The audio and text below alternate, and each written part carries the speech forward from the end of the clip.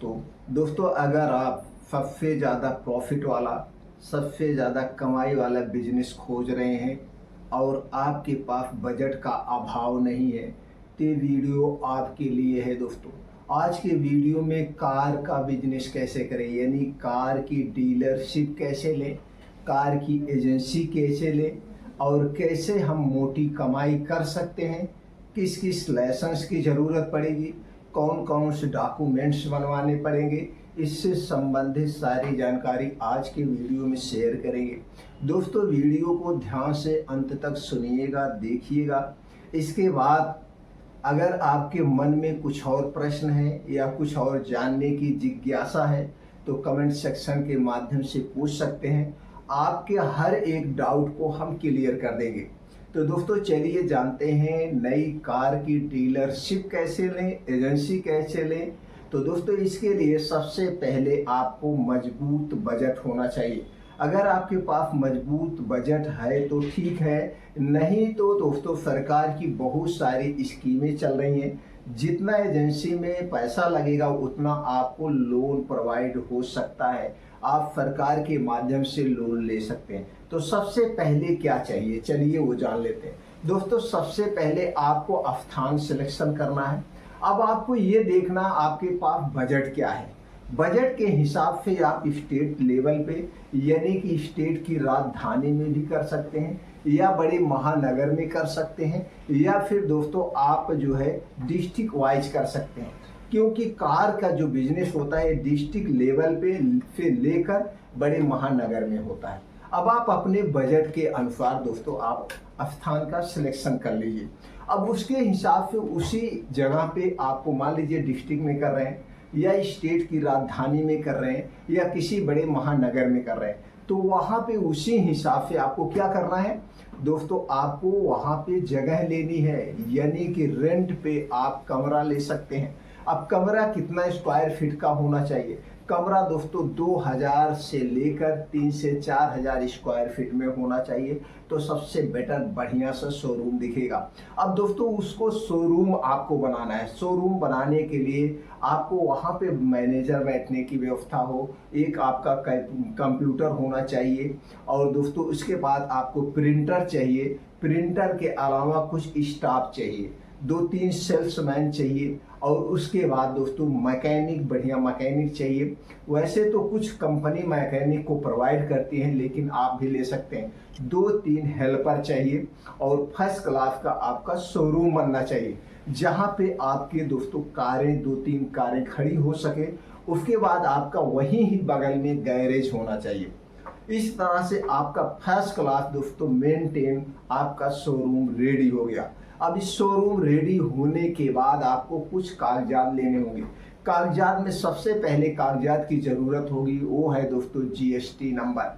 GST number के बिना आप कार की डीलरशिप या एजेंसी नहीं ले सकते हैं, क्योंकि जो भी आप खरीद परचेज करेंगे वो पक्की एनओसी होनी चाहिए।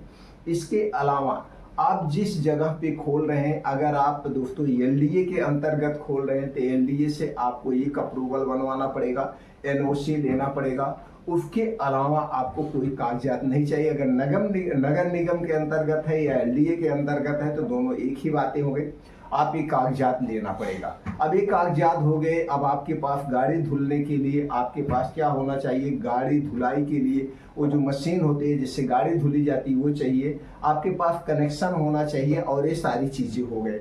अब दोस्तों ये सब चीजें हो गई, इसके अलावा और कोई कागजात नहीं चाहिए। ये कागजात हो गया। अब आपको कंपनी की डीलरशिप लेनी है। अब कंपनी की डीलरशिप लेनी है या एजेंसी लेनी है तो एजेंसी 2 माध्यम से होती है।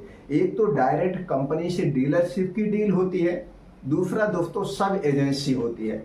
तो सब एजेंसी लेने के लिए आपको डीलरशिप से कांटेक्ट करना पड़ेगा। और अगर डायरेक्ट आप कंपनी से मंगा रहे हैं, आपके पास बजट ज़्यादा है, तो दोस्तों जिस कंपनी की कार आपके एरिया में सबसे ज़्यादा बिकती हो, जिस कंपनी की कार आपके एरिया में सबसे ज़्यादा बिकती हो उसी कंपनी की आपको डीलरशिप लेना है, एजेंसी लेना है। इसके लिए उस कार की आप जो है वेबसाइट खोलिए, कार की जब आप वेबसाइट खोलेंगे तो दोस्तों सारी डिटेल आ जाएगी, कंपनी कहाँ पे है, उसका ईमेल आईडी क्या है, कस्टमर केयर नंबर क्या है, सब कुछ आपको मिल जाएगा। जब आप उस नंबर पे कॉल करेंगे तो उनके जो सेल्समैन यानी जो एरिया के मैनेजर होते हैं वो आपसे आपके एड्रेस पे यानी कि जो आप शोरूम बनवाए हैं वहाँ पे आके खुद मिलेंगे। मिलने के बाद आपकी कागजात वगैरह चेक करेंगे, उसके बाद वो अपनी टर्म कंडीशन बताएंगे। अब यहाँ पे आपको एक अकाउंट की ज़रूरत होगी, करंट अकाउंट खुलवाना पड़ेगा। और करंट अकाउंट किस नाम से खुलवाना पड़ेगा? जिस नाम से आपका शोरूम है उसी नाम से करंट अकाउंट खुलेगा और आपको चेक मिलेगा। अब दोस्तों जो कंपनी के मैनेजर आएंगे वो आपसे चेक लेंगे। चेक लेने के बाद आपसे ये पूछेंगे कि उनकी कुछ टर्म कंडीशन होती है, जैसे कुछ सिक्योरिटी भी देना पड़ता है, तो आपको कुछ सिक्योरिटी जमा करना पड़ेगा। उसके बाद आप कार की कै मॉडल आप मंगवाना चाहते हैं, कौन सी कार आप मंगवाना चाहते हैं, कितनी कार मंगवाना चाहते हैं, इस हिसाब से उनकी आपकी डील होगी। तो एक दो कार का आपको शुरुआत में पैसा देना पड़ेगा। जब आपका उनका टर्म अच्छे से बन जाएगा तो दोस्तों आपको कार जो है चेक के माध्यम से आपको 20 दिन 25 दिन के साइड पे आपका माल आता रहेगा। अगर आप नगद कार मंगवा रहे हैं, जो भी कार है अगर आप नगद मंगवा रहे हैं तो दोस्तों आपको इंसेंटिव मिलता है 5% से लेकर 8% तक आपको इंसेंटिव मिल जाएगा नगद लेने पे। अगर कंपनी के टर्म कंडीशन पे लेंगे, जैसे जो सिक्योरिटी जमा किए हैं उस आधार पे लेंगे तो उसमें थोड़ा सा प्रॉफिट कम होता है। तो अगर आपके पास बजट हो तो नई 2-3 कारें आप अपने पास रखिए। ये तो हो गया।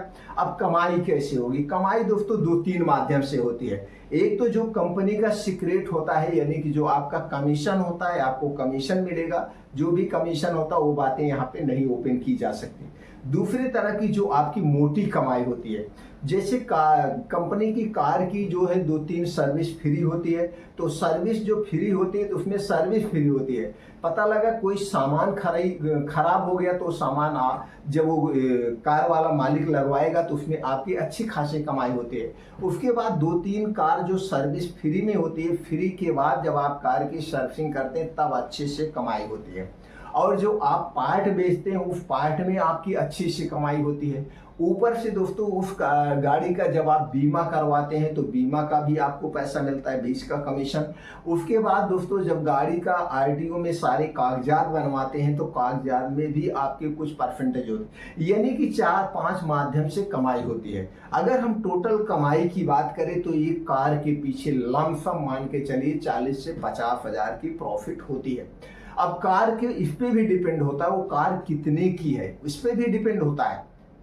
कुछ कार है 50 लाख की आती हैं तो उस पर भी डिपेंड होता है। कुछ कार है 3-4 लाख की आती है तो इस पर भी डिपेंड होता है। उस हिसाब से कमाई का जो है रेशियो बढ़ जाएगा। अगर आप महीने में दोस्तों 2-3 नई कार निकाल देते हैं और सर्विसिंग वगैरह मिला के तो अच्छी खासी प्रॉफिट हो जाएगी सारा खर्चा काटने के बाद। अब दोस्तों ये थी मोटी जानकारी। इसके बाद भी अगर आपके मन में कुछ और प्रश्न है या जानने की इच्छा है तो कमेंट सेक्शन के माध्यम से वो जानकारी आप ले सकते हैं। वो जानकारी हम आपको प्रोवाइड कर सकते हैं, क्योंकि हमारे जानने वाले में 2-3 मित्र हैं जो ये कार की एजेंसी चला रहे हैं, अच्छी कंपनियों के चला रहे हैं, तो सटीक जानकारी हम आप तक पहुंचा सकते हैं।